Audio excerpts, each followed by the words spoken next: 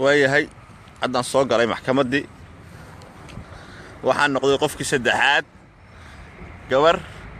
waxaa iga soo horreeyey gabar iyo wiil ayaa iga soo horreeyey oday andhaho weyn iyo hooyo Soomaaliyeed ayaa iga soo horreeyey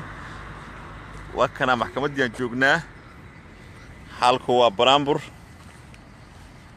marka maanta waxaan noo rajaynayaa guul ayaan rajaynayaa xaaladuna waa fiican tahay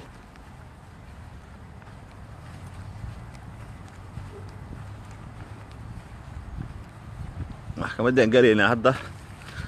saakay qofna igama soo horreynba 6 oo dhiman 20 daqiiqo ayaan ka soo baxay xaafadayda marka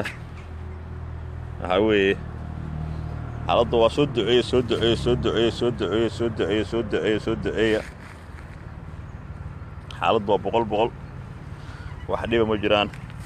waxaan qiimeyn doonaa looyarada ay wataan kooxdan Soomaaliya matalisa طبعا waa kuwa saabo way soo galayaan hadda Yusuf Garaad iyo Xeeralihii Axmed Ali Daahir iyo Abdi Baaruudi waan arkaa waa kuwa baarko soo galayo aniga waa iska soo kalahay odayaan ahay qofo meeshii bugtaasay balbashaa waxaan rajaynayaa mustaqbal wanaagsan iyo inaan maanta rag talentii aan helno marka waa idin la soo hal doonaa mar dhow standby igu jira